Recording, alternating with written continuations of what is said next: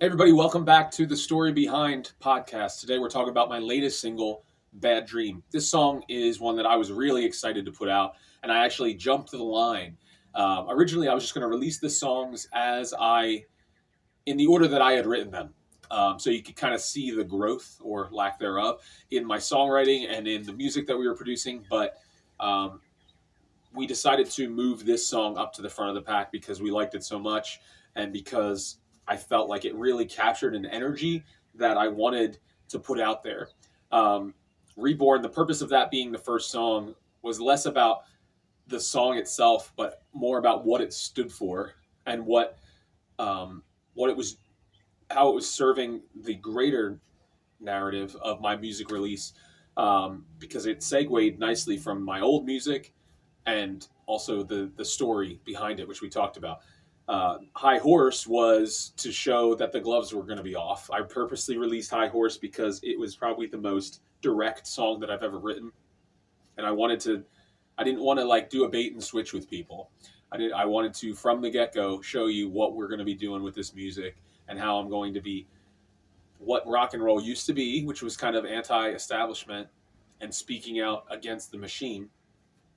And now we have rock groups that literally are like championing the machine, which is really funny. So I'm trying to kind of reclaim that. And this song, Bad Dream, is probably the best example for me of being able to marry those two things together, which is the lyrical message, but also just like rock and roll music. And then it's mixed in, obviously, with some nice harmonies. And I love lots of vocals. So you'll hear it on this song. And I feel like with each song that's coming out, you're going to see more complexity. You're going to start to hear things. And these songs, as I write them, I have 40 plus, and I can confidently say that each song has something in it that's unique to that song. There's not really a lot of filler, and there's not really two songs that sound the same, which is really fun for me. So, I had, okay, what is a new element that we're going to do for these other songs? So High Horse had a really good groove, and that drum beat was really, what drove that song. Bad Dream has a section in it, it's the bridge, where I rhyme a bunch of words together very quickly. And I've started in my songwriting to really challenge myself and push myself. In the past, when I would write songs, I would just kind of write my thoughts in a book, and then I would try to put music to those thoughts. So in my mind, I was like, oh, this is good. This is how it's working. And then with these new songs, I've tried something different at the suggestion of my brother. Was I've been coming up with the music a lot of times, or at least the melody and the music first, which in the past I wasn't really doing that. And I've allowed the music to dictate what the song is about. A lot of times I'll just have a working title based on what the song is making me think or feel about. This song, Bad Dream, I specifically came up with just the hook. I'm living in a bad dream, bad dream. And then I wrote the song very quickly, actually. The hardest part about writing the song was coming up with all those words that rhyme or end. They rhyme with ending, uh, and they fit within the allotted time, and they're also applicable to what the whole picture and narrative of the song is about. And I think we did a good job with that. I remember specifically, I came in. It was around Christmas time that I was writing this song, and we were in. I don't know if we were decorating our den or we were just in there, and I had the Christmas tree was lit or something, and I just came up and I was asking my wife, like, can you think of more words that rhyme with ending, or that's the end of the word is the sound ending, and we just kind of were like throwing them out there, and then I started to order them and get them to where I wanted them to be. But what I really enjoyed about recording this song is the vocals. It took me, and this is the difference between our old music and the music now, is that one, I'm not auto tuning a single thing. When you hear my voice, it's exactly as it was recorded. Now there's effects and there's compression and there's all that stuff added to it, but we are not doing any pitch correction on this music, and that's very important to me. I'm trying my best to give you the best version of me, and that goes for the music. There are some times where we'll fix things with the music, but we're not changing the pitch.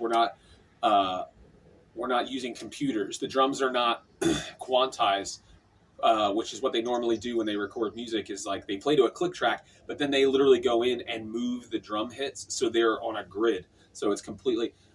I trust my dad's playing the drums. My brother plays the drums on a couple songs. They're competent drummers that I don't want their feel and the swagger that they bring to songs to be taken away by locking it into a grid. They're playing in time with the click track, which is what we want, so that the song has the same consistent beats per minute. But we're letting it breathe. Same goes for the vocals. I will sit and I will work on the vocals for as long as it takes to get them right. If I'm pitchy and it's not in a way that is like in an interesting way, then I will sing it again. Um, but the reason for that is because while we have all this amazing technology that's allowing me to record this music, specifically the fact that my dad records the drums in Florida and then uploads them to Dropbox, I take the drums, record the tracks on top of the drums, and then we then Dropbox it to a guy in Bethlehem to mix and master it. That's incredible technology. But the songs themselves, especially Bad Dream, I feel like it's the best example of what I'm doing right now musically, in my opinion. It comes down to uh, kick butt music, in a sense, like music that I would like to listen to, that I enjoy, um, and also vocals. I like every kind of music, and it usually comes down to the vocals. For me, I can listen to Clay Aiken, or I can listen to like a really, really hard rock band as long as the vocals are strong. I can't listen to screaming and all that kind of stuff. If there's screaming in rock music, I can deal with that. But it comes down to the vocals, and then all the more so the harmonies and things like that. Having the 3-part harmonies mixed in with like a raucous garage band rock song is just a cool dynamic, and I feel like we captured something in this song that gives the sense of what the song is talking about. There's a little unease in it with the what I call the train whistle harmonies in the chorus repeats, the living in a bad dream, where you have I believe it's the fifth and the seventh of the chord being sung, and the minor seventh, I guess, and it creates that like runaway train feel to it, which is something I specifically said to the person mixing and mastering. I said I want it to have almost like a feeling like the train is the brake handle has broken off the train, and it's just gaining speed, it's gaining speed, and it's starting to feel reckless. And that's where we get, and the same, I gave the note to my dad on the drums. One feature that he has, which is really cool, is I can actually listen in to him while he's playing through his DAW, or digital audio workstation. There's a site called Listen In, and you can download like an extension on your browser, and you can actually listen into the DAW of the person somewhere else in the world, which is really cool. Um, but originally, the drums for this song, he was playing them so well that I was like, I actually think it needs to be a little sloppier. It feels a little too neat for the energy of the song. It needs to have more of like a unpolished, unprofessional sound. And he was able to take those notes, and then also I can explain to him, in this part I want you to drop out. In this part I want this type of fill. I don't play drums, but because both my brothers and my father are drummers, I've grown up with it, and I feel like I speak the drumming language in a lot of ways. You're recording a song like this. It's also been interesting because I haven't really given much thought about performing these songs live, because I don't really have the opportunity that I would like to perform all these songs live. I don't have a band, so I'm kind of in that realm that the Beatles had at the end of their career when they weren't touring anymore, and the chains came off, in a sense, of like what type of music you could create. So something like Bad Dream, for instance, where the entire chorus is a guitar riff. In the band setting, when I was the guitarist and the lead vocalist, I couldn't really do complex guitar things when I was singing, because I'm not that good. So to be able to have a song like Bad Dream where the riff, the driving hook riff, is played through the chorus, that's a unique thing for me. And then also, shout out to my brother Nick, who plays an incredible face melting guitar solo in this song. I don't know where that came from, but when he recorded it on his own, and he sent me the stems, and I was just like, oh my gosh, like, who is playing this guitar? This doesn't sound like you playing guitar. I can't even do this, and I've been playing guitar for way longer than he has. But there's just things like that I'm always really excited about. I talked about that stuff when we did the rock opera in my old band. There's just all these moments and things that make me excited about creating music. And I realized that that is my number one passion, is creating. Um, Whether it's videos or content or music, I love performing, but it's the creative process that really excites me. Performing is awesome, and I really enjoy the feedback that comes with the performing. But it's that magic that you feel when things start to come together, and you're like creating this like thing that has never existed before. It's euphoric in a way. Um, that's the part of the process that I find is the most interesting, is developing the drum parts with the drummer, and having them start to, as you get to that bridge part where I start reciting all those words that end in ending, and you just hear the drums just get more and more unhinged, um, and my voice too. Like you hear all of that stuff. It's like that was something that, as I said, when I was writing these songs, it was about serving the greater song purpose of the song, as opposed to like, well, I have these lyrics and I have this music, let's put it together.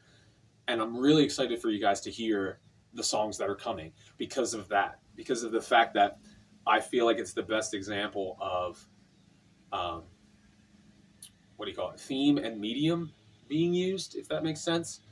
Um, so Bad Dream, I feel like the music fits what I'm singing, what the lyrics are about. The same with High Horse, um, and it's going to only get better from here. I'm so excited for you to listen to Bad Dream. I hope you enjoy it. I hope you share it. I hope you save it on your streaming platforms.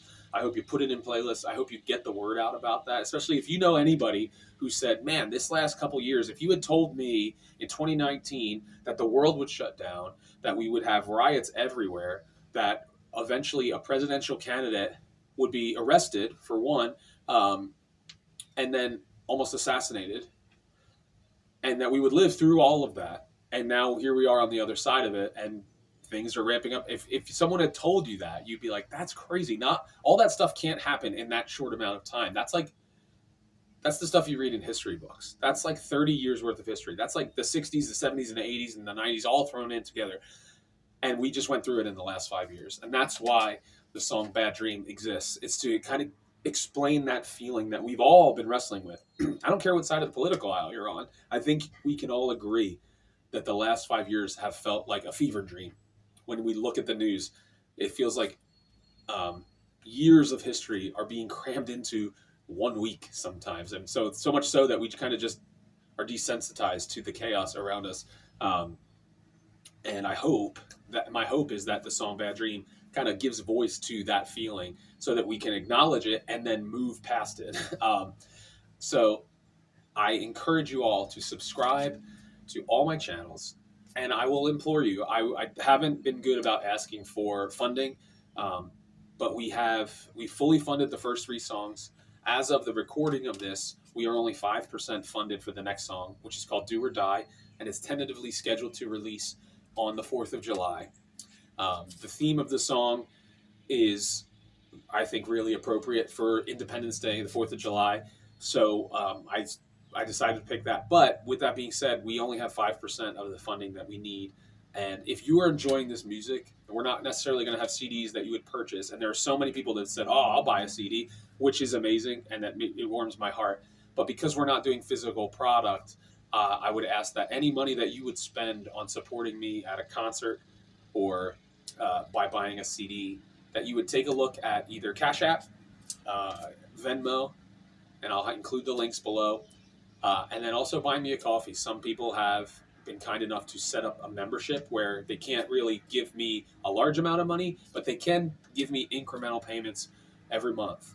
And that makes a huge difference as well, because I can start to see what the funds are going to be like for the songs going forward. I have so many songs that I'm excited to share with all of you. I wish, and I really wish that I had some huge benefactor that could just be like, hey, here's your record deal where you own all the rights to everything. You also have full creative control, and it's a limitless budget. Unfortunately, that's not going to happen. So I am asking you to support me, and I really appreciate those of you who have given of your hard-earned money to help me produce this content, and I'm excited to continue. So check out those links, buymeacoffee.com/Geoff Desiato Music. We also have Cash App, cash.app/$Geoff Desiato Music. and then Venmo is like a really long URL. But you can find me at Geoff Desiato Music on Venmo. Thanks a lot for listening and watching, and I hope you'll come back and check out the next song I release.